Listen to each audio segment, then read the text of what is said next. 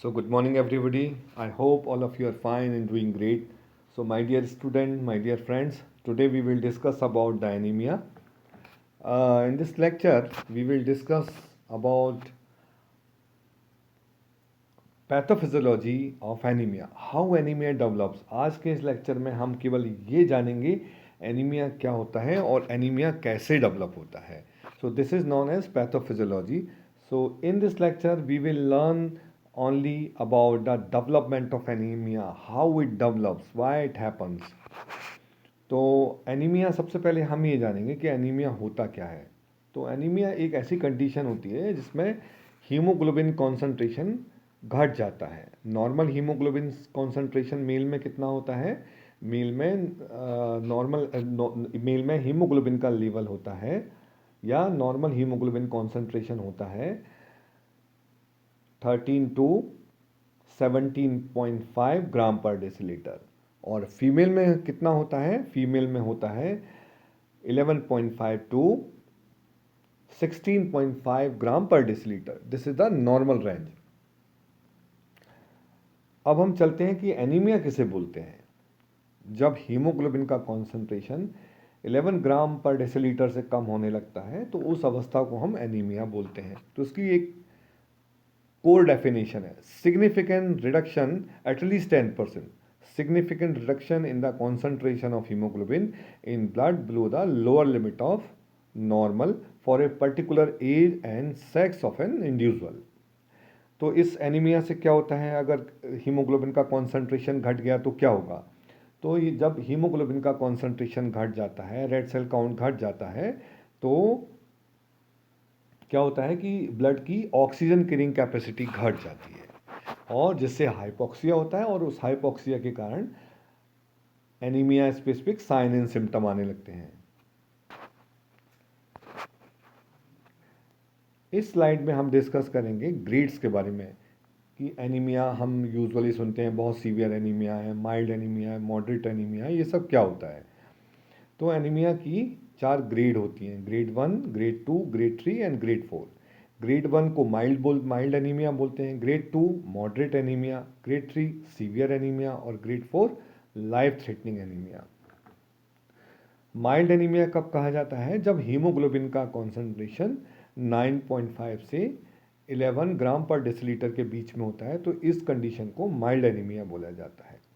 और जब हीमोग्लोबिन का कॉन्सेंट्रेशन 8 टू 9.5 ग्राम पर डेसीलीटर होता है, तो इस एनीमिया को ग्रेड 2 या मॉडरेट एनीमिया कहा जाता है। और जब हीमोग्लोबिन का कॉन्सेंट्रेशन 6.5 टू 8 ग्राम पर डेसीलीटर होता है, तो इस कंडीशन को ग्रेड 3 या सीवियर एनीमिया कहा जाता है। और जब हीमोग्लोबिन का कॉन्सेंट्रेशन 6 ग्राम पर डेसीलीटर से भी नीचे चला जाता है, इससे भी कम हो जाता है, तो इस कंडीशन को ग्रेड 4 या वेरी सीवियर एनीमिया कहा जाता है। और ये जो कंडीशन होती है कभी कभी लाइफ थ्रेटनिंग होती है। अब हम डिस्कस करेंगे इरिथ्रोपोइसिस के बारे में, पैथोफिजियोलॉजी ऑफ एनीमिया। तो इसमें हम सबसे पहले ये जानेंगे कि नॉर्मल इरिथ्रोपोइसिस क्या होती है। Erythropoiesis means red cell production, लाल रक्त कणिकाओं का बनना।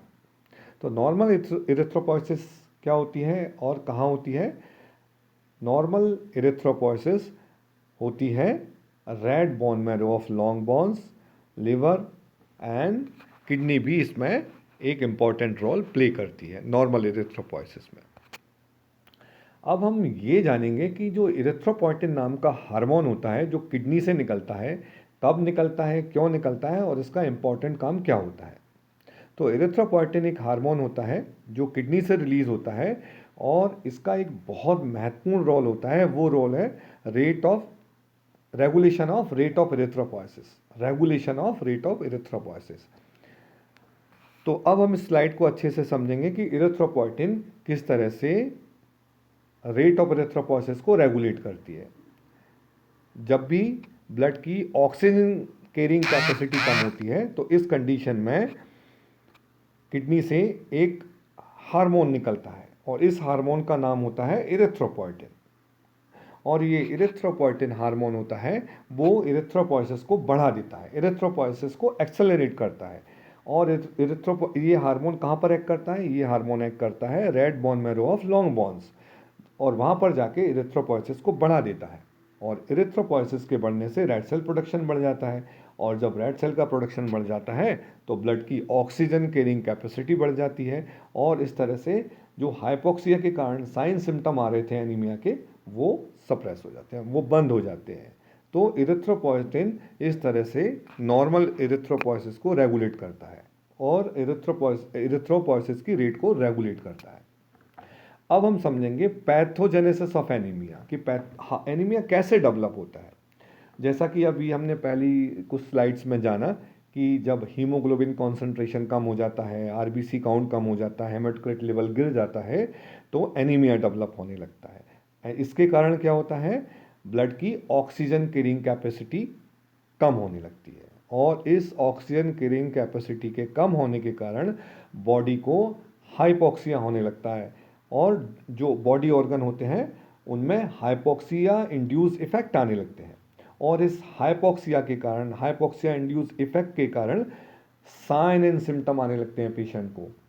जो पेशेंट को परेशानी होती है एनीमिया के कारण, वो दिखने लगती हैं। तो इस तरह से हमने अभी ये जाना pathogenesis of anaemia. So dear student, आज के लिए इतना काफ़ी है। नेक्स्ट लेक्चर में हम डिस्कस करेंगे, हम सीखेंगे classification of anaemia. So thank you so much.